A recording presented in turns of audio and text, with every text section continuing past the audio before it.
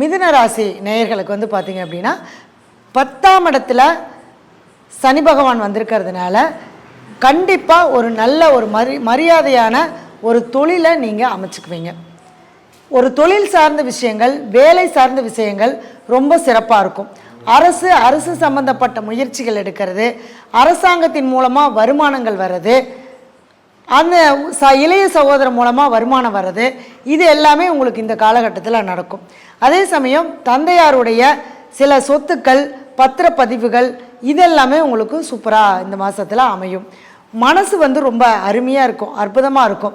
மனசு இப்போ சொல்லும், ஏதாவது சேமிப்பு பண்ணி வைப்போம், எதிர்காலத்துக்கு நம்ம நிறைய விஷயங்களை நம்ம சேமித்து வைக்கணும் அப்படிங்கிற விஷயத்த இந்த மாதத்தில் நீங்கள் ஆரம்பிச்சிங்கன்னா கண்டிப்பாக உங்களுடைய சேமிப்பு ரொம்ப அற்புதமாக இருக்கும். சரிங்களா? ஏன்னா இந்த மிதுன ராசிக்காரங்க எப்போ பார்த்தாலும் பணத்தை வந்து வச்சு பிழைக்க தெரியாது. எவ்வளோ வந்தாலும் உடனே செலவு பண்ணிட்டு தான் மற்ற வேலை பார்ப்பாங்க.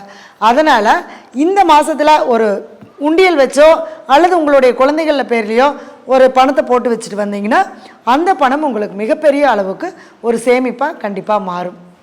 அதே மாதிரி வேலை சார்ந்த விஷயங்களில் ரொம்ப கவனமாக இருக்கணும். வேலை செய்யக்கூடிய இடத்துல வேலையாட்கள் மூலமாக நமக்கு ஒரு பிரச்சனை வரும், அதையும் நம்ம வந்து கவனமாக பார்த்துக்கணும். அதே மாதிரி இப்போ நான் வேலை மாற்றுறேன், இடம் மாற்றம் பண்ணுறேன் அப்படிங்கிற விஷயத்த தயவு செஞ்சு செய்ய வேண்டாம்.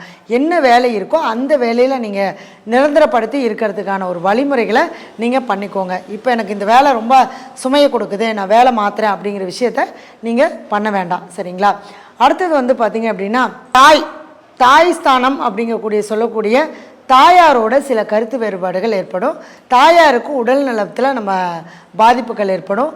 அதே சமயத்தில் உங்களுக்கும் நரம்பு சார்ந்த பிரச்சனைகள் வர்றதுக்கான வாய்ப்புகள் இருக்குது. அதனால் ரொம்ப கவனமாக இருக்கிறது ரொம்ப நல்லாயிருக்கும். மிதுன ராசிக்காரங்க பார்த்திங்க அப்படின்னா புதன்கிழமை அன்னைக்கு பெருமாள் வழிபாடு பண்ணிவிட்டு உங்களுடைய தாய்க்கு என்ன தேவையோ அதை மறக்காமல் நீங்கள் செஞ்சு கொடுத்துட்டே வந்தீங்கன்னா நிச்சயமாக உங்களுக்கு இந்த பெரிய பிரச்சனைகள் வராமல் நம்ம காப்பாற்றிக்கலாம்.